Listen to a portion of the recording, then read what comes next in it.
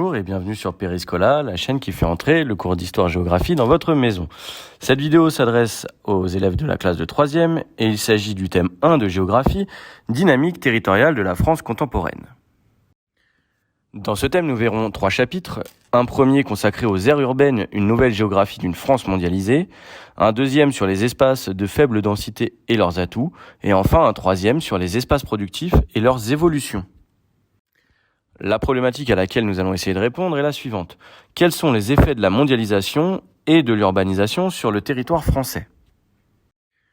Dans notre première partie, consacrée aux aires urbaines, une nouvelle géographie d'une France mondialisée, nous allons voir dans un premier temps l'accélération de la croissance urbaine sur le territoire français.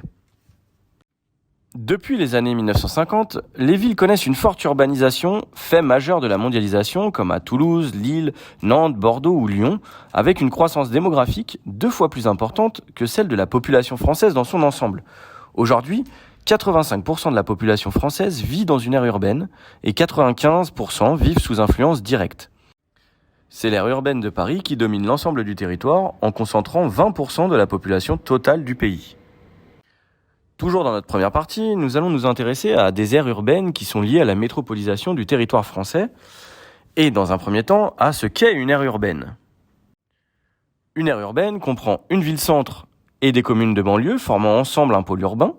La couronne périurbaine est constituée de communes, dont au moins 40% de la population active travaille dans l'aire urbaine. On peut donc appartenir à une aire urbaine, mais vivre à la campagne dans ce qu'on appelle une commune périurbaine. Maintenant, intéressons-nous à la métropolisation. En lien avec la mondialisation, le territoire français est marqué par ce que l'on appelle la métropolisation. Les métropoles concentrent les emplois qualifiés, les sièges d'entreprise, fonctions de commandement, et les activités de recherche et de développement, mais surtout elles concentrent la population active. L'emprise des aires urbaines sur le territoire n'a cessé de croître depuis 50 ans. Certaines de ces aires ont un rayonnement économique très important, comme Paris, Lyon, Marseille, Toulouse, Bordeaux, Nice, Nantes, Strasbourg, Rennes, Grenoble et Montpellier. En revanche, seul Paris est une métropole de rang mondial. Nous sommes toujours dans la première partie, mais désormais nous sommes dans le grand C, les conséquences de l'étalement urbain. Et dans un premier temps, la périurbanisation. La croissance urbaine s'accompagne d'une extension spatiale des villes. Cet étalement urbain se fait à partir de la ville-centre vers les banlieues et les espaces ruraux. C'est ce qu'on appelle la périurbanisation. Les espaces périurbains se caractérisent par un habitat pavillonnaire situé le long des axes de transport.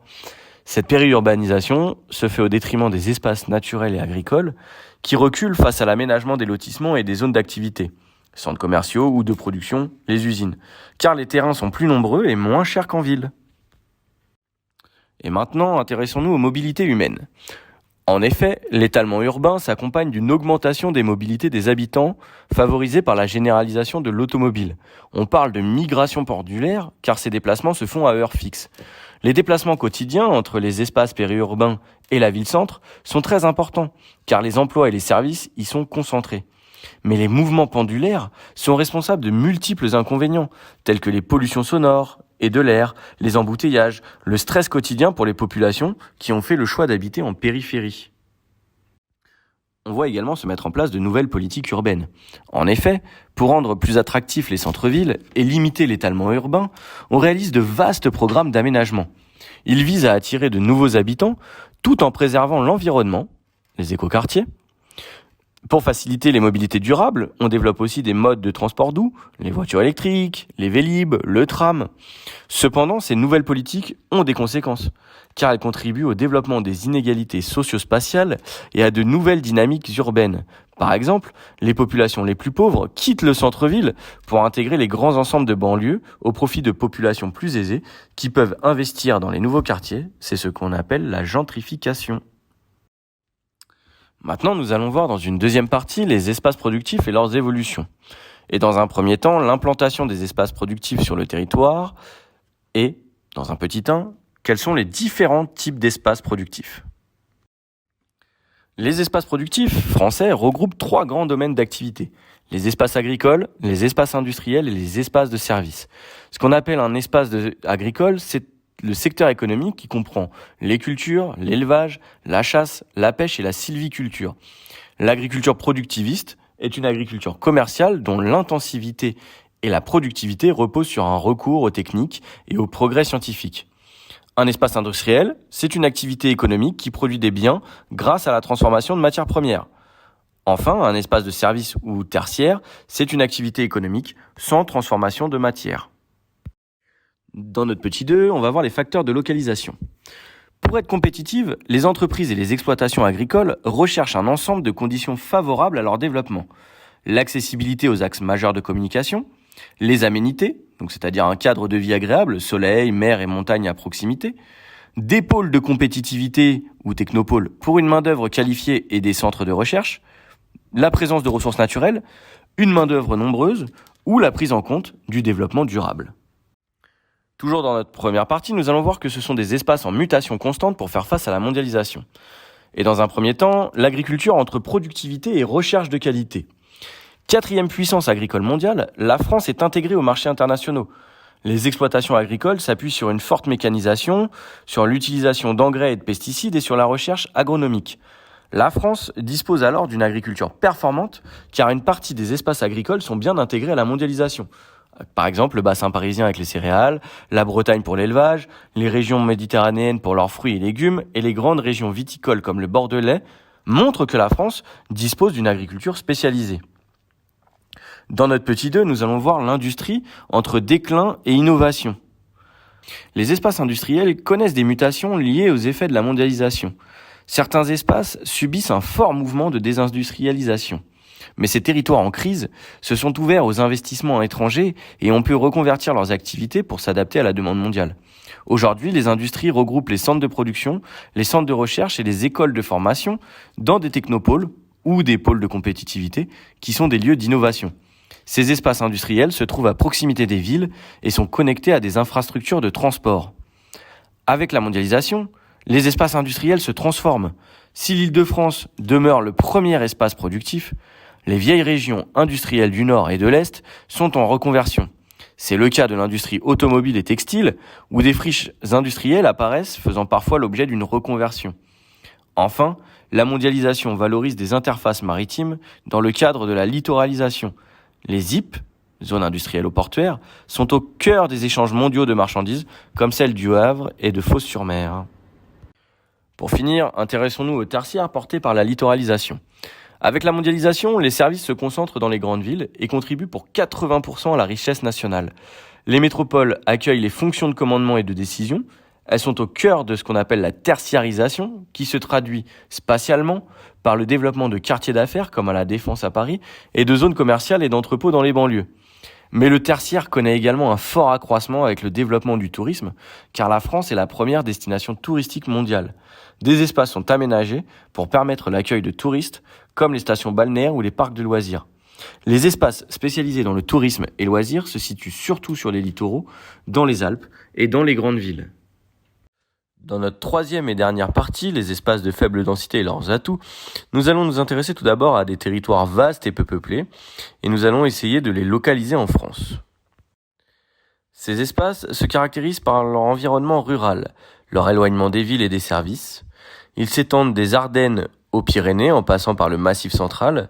Ils se retrouvent aussi dans les montagnes, Alpes, Jura, en Corse ou en Bretagne. Ce sont des espaces peu peuplés. En effet, en France, les espaces de faible densité sont ceux qui comptent moins de 30 habitants par kilomètre carré. Cela correspond à 6,5% de la population française qui se répartit sur 42% du territoire.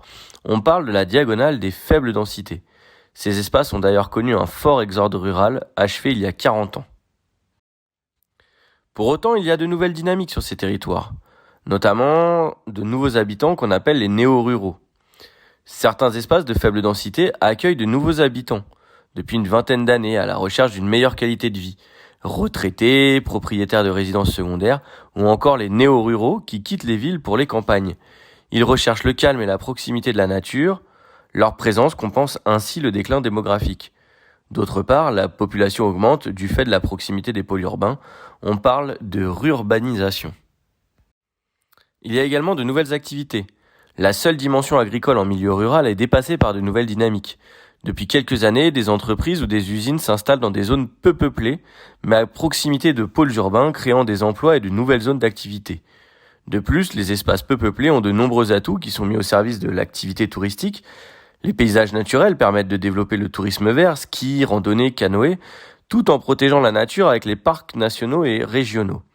Enfin, l'agriculture s'adapte à une nouvelle demande de produits de qualité et on cherche à valoriser le savoir-faire ancien avec la mise en place d'appellations d'origine contrôlée, notamment AOC pour les fromages par exemple, ou labellisées, mais également une agriculture productiviste des grandes régions céréalières de la Beauce ou de l'élevage intensif de la Bretagne que ces espaces dynamisent.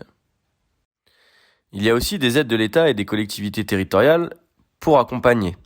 En effet, les aides publiques soutiennent des projets de développement économique, notamment dans le cadre des zones de revitalisation rurale, où la revitalisation de ces territoires repose surtout sur la diversification des activités, agriculture de qualité, tourisme vert, télétravail, renouveau des commerces.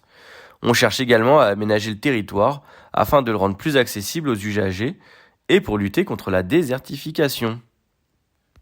Mais ces espaces de faible densité sont également des territoires en déclin où de nombreux défis sont à relever, notamment celui des contraintes naturelles. Certaines contraintes naturelles comme le relief, le climat rigoureux ou l'enclavement ont autrefois ralenti le peuplement de certains territoires, avant de contribuer à leur désertification. Il y a donc des défis à relever. En effet, si certains territoires ont retrouvé un certain dynamisme, de nombreux problèmes restent non résolus, comme l'accès aux services de proximité, postes, commerces, aux soins, ce qu'on appelle les déserts médicaux, aux loisirs. Des solutions doivent être trouvées pour pallier l'enclavement des territoires. Le manque de transport qui ne permet pas de relier tous les territoires entraîne souvent des inégalités territoriales. D'autre part, l'utilisation de certains territoires engendre parfois des conflits d'usage. En effet, le vivre ensemble donne naissance à des tensions entre ceux qui souhaitent développer de nouvelles activités dans les zones rurales et ceux qui souhaitent protéger leur environnement, comme cela a été le cas notamment à Notre-Dame-des-Landes en Loire-Atlantique. Cette vidéo est maintenant terminée. Je vous invite à vous rendre sur Periscola pour prendre connaissance des activités. Et moi, je vous dis à bientôt.